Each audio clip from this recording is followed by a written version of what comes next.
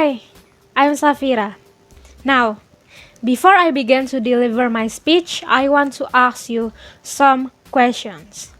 First, have you known some people in your past life that is just so ambitious in achieving something and he or she just wants to achieve their particular goal through any ways that they can possibly think of?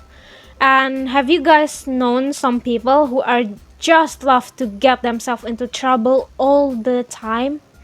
Or have you guys known some people who are just so rude, indifferent, narcissistic, and intolerant?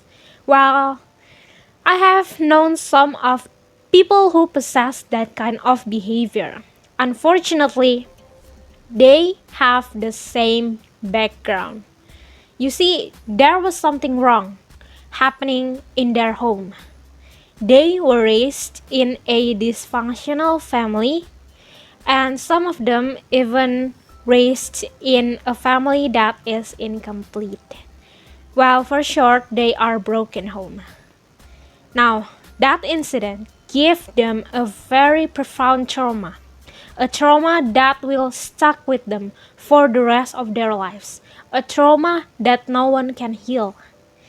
Now, lucky for them, they managed to stand out and stand strong from their past inconveniences.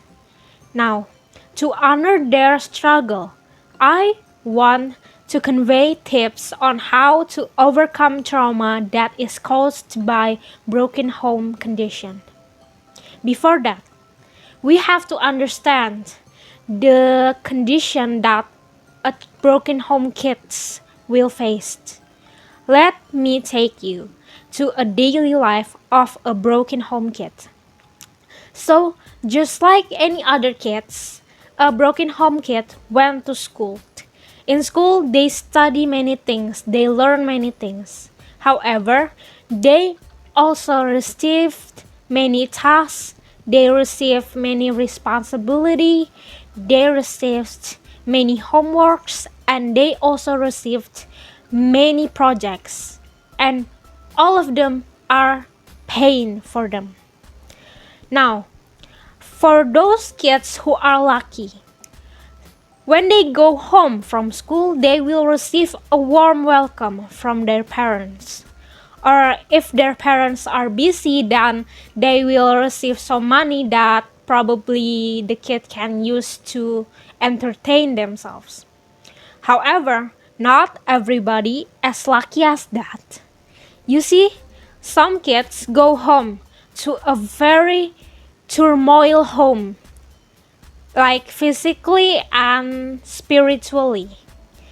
Some kids go home knowing that no one will comfort them. No one will tell them that it's okay, that you have so much things going on in your school. It's okay, everything is going to be okay for you. Some kids do not receive that kind of treatment from their parents. Instead, if those kids go home, probably they will perceive a very inconvenient view. Probably their parents are fighting, or probably their parents throwing stuff to each other. And probably those words that coming out of my mouth just sound so painful. However, it happens. It is happening, it had happened, and it will happen again in the future. According to a law firm called Owen by Law about families and divorces, about 50% of United States teenagers will witness the divorce of their parents. And the next 50% who have witnessed the divorce of their parents will possibly witness the breakup of their parents' second marriage. Not only that, about 90% of mothers will get full custody of their children, and 79% of those mothers will get a full child support. However, only 30% of fathers will get full custody of their children. You see, this kind of things give children a very profound and painful effect. First, let us discuss about the physiological effect that their children will receive.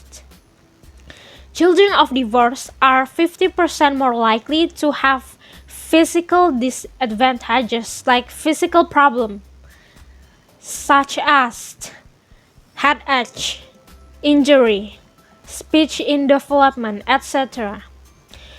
And children of divorce are 50% more likely to have physical problems. And children of divorce are 20% more likely to be physically unhealthy. Now that is the first effect. Let us continue to the second effect, which is about psychological or mental effect that is caused by the divorce of his or her parents or their parents. Now, the children of the divorced are 300% more likely to receive a physiological help, like they either need a psychiatric or a psychologist. So, besides that, children of divorce are also more likely to commit suicide, twice as likely. Not only that, children of divorce are considered to be less pleasant to be around by their peer. Now, let us discuss the next effect, which about educational effect. You see that children of divorce are more likely to drop out from school, and they will probably get lower grades than any of their friends actually. You see that this thing is very sad. And it struck the real victims, which are the children. Like, I know the parents have been through a lot also, but their parents are adults. They see things differently from their children. Children commonly see the world in a naive way. Like, they think that everything is going to be okay for them, and they probably will think that everything that is happening is their fault. That is how naive they are. They are just so innocent creature. They don't deserve this. Now, this is why I want to talk about tips on how to overcome that kind of trauma. First is to remember that it is not entirely your fault. For those of you who have been through this kind of thing, I want you to remember that this is not your fault. This thing happens all the time. Children think that their parents' divorce are their faults, and it's not, and no one tell them that it is not their fault. For example, a kid begging her parents to receive a vacation break, to have some vacation break. However, their parents were discussing about where to go and how much to spend and how to go there. However, none of the parents were agree on that particular thing, so they fight, they argue in the face of their kids, in the face of their children. You see, that happened because of ego, ladies and gentlemen. Now, these kids probably think that, well, if I hadn't asked for a vacation, then my parents probably won't have this kind of arguments. You see, that shouldn't happen to anyone. So, please remember that what have happened, it's not your fault. So, the next steps is to consult to psychology. Now, the good thing about to consult with psychology is that your secret is safe with them. However, if we consult things to our relatives, then probably our problems will become the basic gossips of the year. And that is so inconvenient. Like, I know those are your relatives and you love them so much, but they are not professionals. You cannot rely them to this problem. You need to consult to professionals. And the last thing, please remember, value yourself. Please love yourself first. Because in this kind of condition, probably no one will care about you because your parents is so busy to their own problems. And please do mind that they loved you, but they won't perform their duty so well in this kind of condition because they also have their own problems. That is why it is so important for you to love you. The thing about loving yourself is to put yourself first. Please, just take care of yourself well. Don't mind about other people. Don't mind about other people's problem. You have your own problem, and please take care of that. Take care of that problem and take care of you.